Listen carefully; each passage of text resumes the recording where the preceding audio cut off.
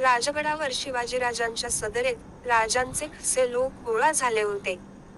त्यात नेताजी पालकर, गोदाजी जगताप, वाघोजी तुपे, हिरोजी इंगळे, सिद्धोजी पवार, महाडिक, मालुसरे, मोरोपंत ही मंडळी नजरेत येत होती.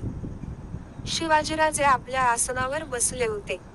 राजांचे दिवाण शामराज निळकंठ, बांदलांचा खलिता वाचत होते.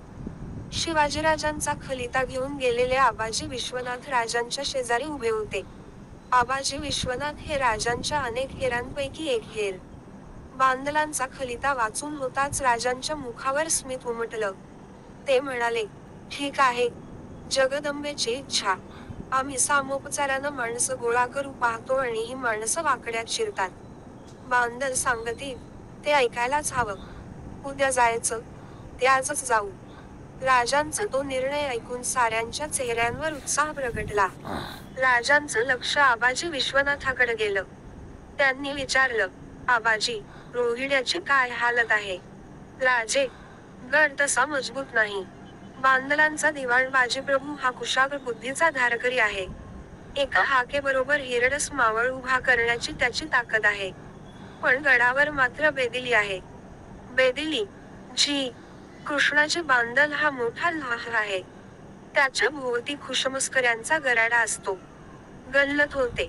आबाजी, याच बांदलांनी जैद्यांचा पराभव केला, हे विसरू नका. त्याला सुद्धा एक कथा आहे. कसली कथा? जेव्हा जैदे, बांदलांचं वैर पेटलं, तेव्हा बांदलांना यश येईना. कृष्णाची बांदलांची स्त्री दीपाबारी बांदलांच्या गैरमर्जीमुळं कैदेत होती. तिला बेड्या घातल्या होत्या. ती साध्वी होती. जेधे, बांदल लढारीत यश येईना, तेव्हा वडीलधाऱ्या माणसांनी दीपाबारीची बेडी तोडून तिला सन्मानानं वागवावी, म्हणजे यश प्राप्त होईल, असं सांगितलं. कृष्णाची बांदलानं तसं केलं. दीपाबारीचा आशीर्वाद घेतला आणि बांदलांनी जैद्यांचा पराभव केला. ही कथा गडावर मशहूर आहे. असेल. साध्वीच्या आशीर्वादाचं महात्म्य आम्ही नाकारीत नाही. रावण दुष्ट असला, तरी त्याची पत्नी मंदोदरी साध्वी होतीच ना. आबाजी, गडाची हालत काय आहे? गड तसा भारी नाही. दक्षिणेची बाजू दुर्लक्षित आहे. गडाभोवती मेटे नाहीत. ते कसं कळलं? एके रात्री 2 चंद्रमे दिले आणि गडाच्या पहारेकऱ्यांनी मला रात्री गडाचे दरवाजे उघडून खाली जाऊ दिलं. छान केलं. आता उसंत नाही. बिचारे बांदल आणि त्यांचे दिवाणबाजी आमची वाट पाहत असतील. नेताजी पालकर आवेशानं उठले. त्यांनी राजांना मुजरा केला. काय? काय बेत? राजांनी विचारलं. राजे, ही कामगिरी मला द्यावी. नाही. नकारार्थी मान हलवीत राजे म्हणाले, बांदलांनी आम्हाला आव्हान दिलं आहे.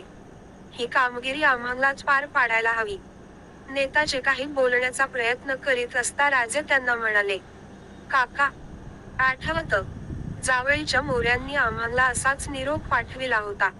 त्यासाठी आम्ही ती मोहीम स्वीकारली होती. बांदलांचा समाचार आम्ही जातीनं घेऊ. आपल्या आसनावर बसलेले दादोजी कोंडदेव म्हणाले, राजे, आपला निर्णय योग्य आहे. 2 दिवसांवर अमावस्या आली आहे. ती पार पडली की मोहीम हाती घ्यावी. नाही, दादोजी, अमावास्येचं भय आम्हाला नाही. तुम्हीच आमची मुद्रा तयार केलीत ना. प्रतिपचंद्रलेखे विश्ववंदिता. साहसूनो, शिवस्यैषा मुद्रा भद्य राजते. प्रतिपदेच्या चंद्रकोरीप्रमाणे वृद्धदिन होत जाणारी, विश्वानं वंदिलेली अशी शहाजीपुत्र शिवाची मुद्रा लोक कल्याणास्तव मानानं नांदते आहे. दादोजी, तो प्रतिपदेचा विजय घरी आणायचा झाला, तर त्याला अमावास्येलाच बाहेर पडायला हवं. अमावास्या, प्रतिपदा, पौर्णिमा आम्हाला नेहमीच फलदायी ठरलेली आहे. राजे आसनावरून उठले. ते सदरेवर नजर फिरवित होते. आबाजी, तुम्ही गडाचे माहितगार. तुम्ही, नानाजी, येसाजी, जगताप, पवार, मालुसरे, तुम्ही सर्वांनी योग्य ती माणसं गोळा करा. आम्ही ही गोष्ट मासाहेबांच्या कानांवर घालून परत सदरेवर येऊ. राजे सदरेतून उठून वाड्यात गेले. रात्र वाढत होती. रोहिडा किल्ल्यात बांदलांच्या वाड्याशेजारी असलेल्या घरात बाजी फुलाजींचा मुक्काम होता. अचानक फुलाजींना जाग आली. त्यांचं लक्ष चौपारीच्या खाली गेलं. बाजींचं अंतरुण मोकळं होतं. बाहेरच्या सोप्यात टेंबे जळत होते. फुलाजींनी हाक मारली. बाजी जी म्हणत बाजी आत आले. झोपला नाहीस? काय झालं? कुणास ठाऊक. झोपच लागेना. त्यात अमावास्या. घुबडांनी तर वैताग आणलाय. वडावर त्यांची वस्तीच आहे. बिचारी आवाज देणारच. त्याच वेळी घुबडांचा गुटकार परत ऐकू आला. पाठोपाठ एक कोकिळा ओरडली. ऐका. पण हा घुबडाचा आवाज नव्हे आणि या दिवसात कोकिळा ओरडते. अर्धवट झोपेतल्या फुलाजींची झोप उडाली. रखवाल्याची आरोळी कानांवर आली. घुंगूर लावलेल्या काठीचा आवाज उठला. फुलाजी हसले. काहीतरी मनात आणू नको. तुला भास झाला असेल. झोप तू. सगळं ठीक आहे. बाजींनी भावाची आज्ञा मानली आणि ते निजले. पण डोळे मिटूनही डोळ्यात झोप उतरत नव्हती. मनाची हुरहुर वाढत होती.